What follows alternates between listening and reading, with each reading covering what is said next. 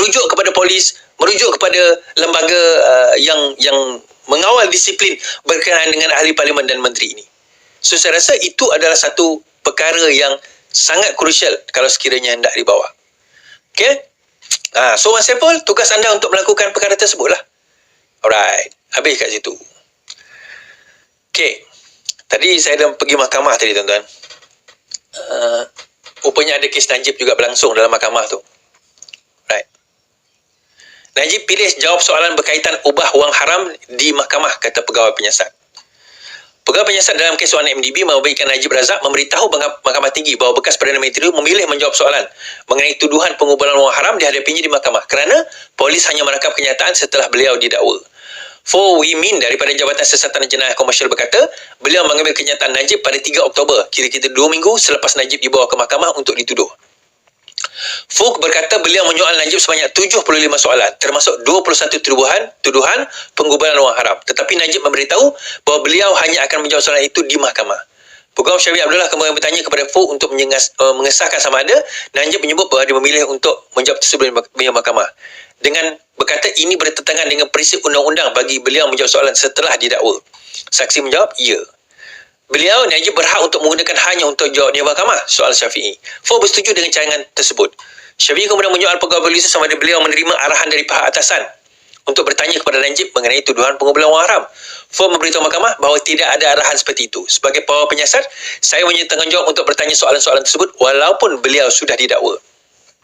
Fook juga berkata bahawa dana wang MDB telah diubah wang haram di seluruh dunia dengan sebahagian daripada wang itu dipindah ke Malaysia dalam akaun M-Bank yang berakhir dengan digit 694. Fook juga berkata dana wang MDB diseleweng di seluruh dunia. Katanya hasil haram dari akaun 694 kemudian dipindah ke pelbagai entiti, parti politik dan individu. Okey. Dalam kes yang sama juga tuan-tuan, itu teknikal lah. Dalam kes yang sama tadi, Datuk Seri Saifuddin Nasution menyatakan berkenaan kes Azilah.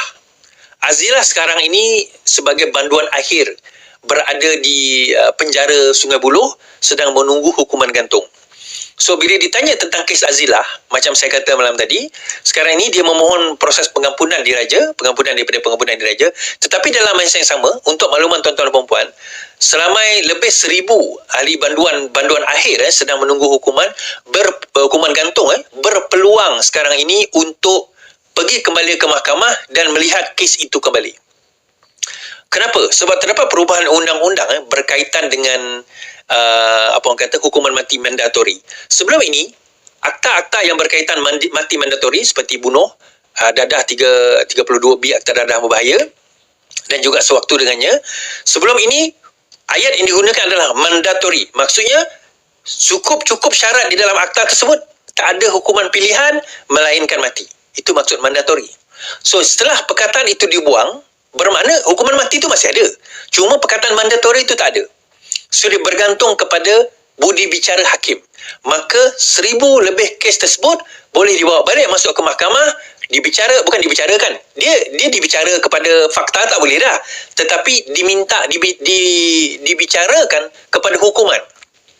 Yang tu dibenarkan. Dan saya rasa Azilah wajar melihat perkara tersebut sebagai peluang untuk nak beliau sekurang-kurangnya kalau sekiranya tak ada hukuman gantung, maksudnya tak dikenakan hukuman gantung, maka penjara seumur hidup.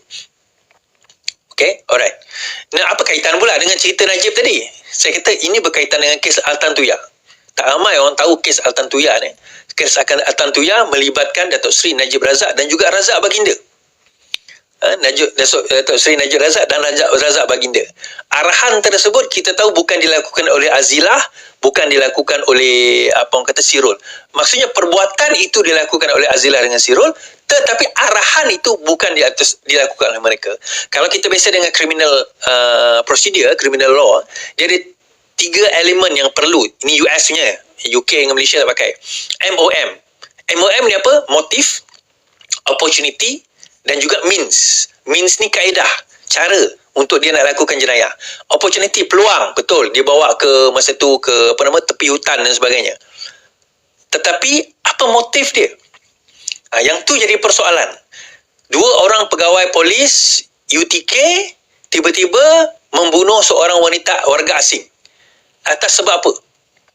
Dan mereka mengatakan bahawa mendapat arahan daripada pihak atasan kerana katanya itu adalah ejen asing yang perlu dihapuskan.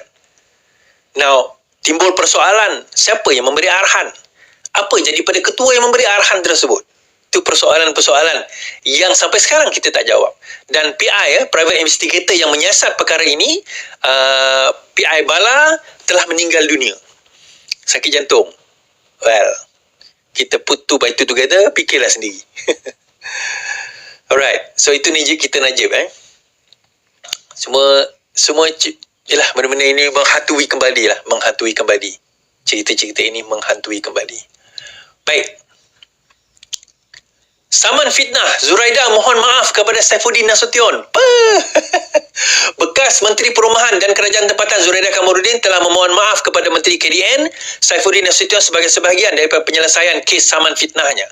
Zuraida 65 membacakan pernyataan maaf itu di kandang saksi di hadapan Hakim Nur Akmal Muhammad Sani manakala Saifuddin tidak hadir.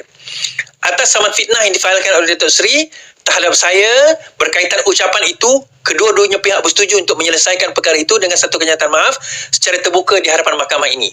Oleh yang demikian, saya dengan ini menarik balik kenyataan-kenyataan terhadap Datuk Seri Saifuddin dan juga memohon maaf kepada beliau, katanya.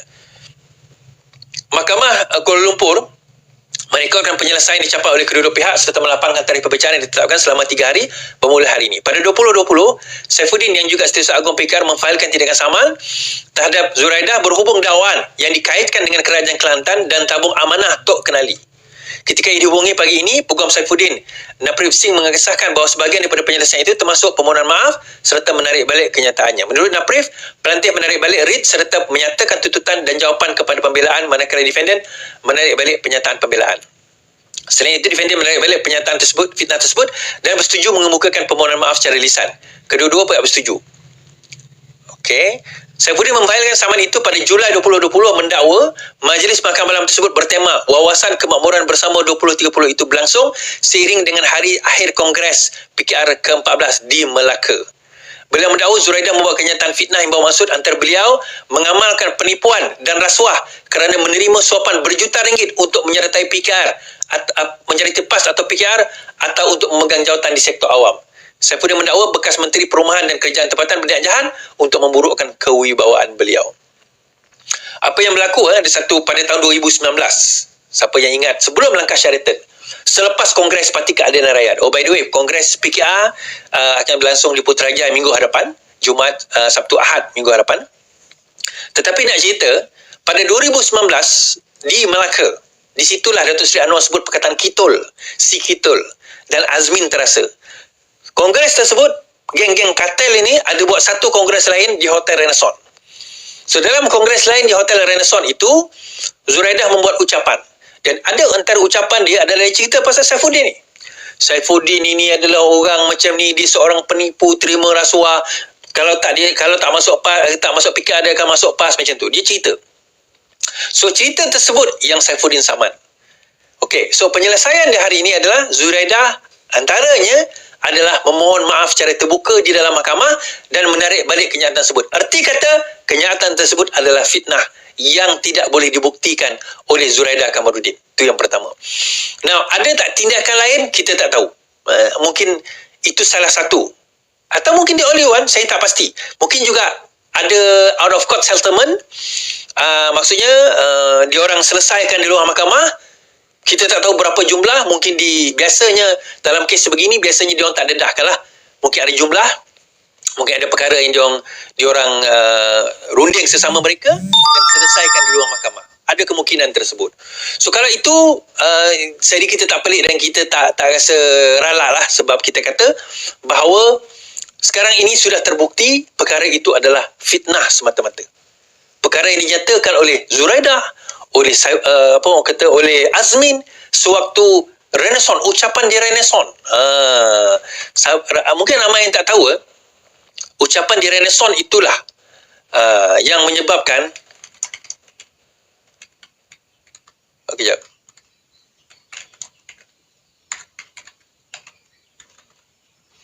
Yang menyebabkan langkah pertama untuk menjatuhkan Anwar Ibrahim. Langkah pertama untuk menjatuhkan Anwar Ibrahim adalah ucapan sewaktu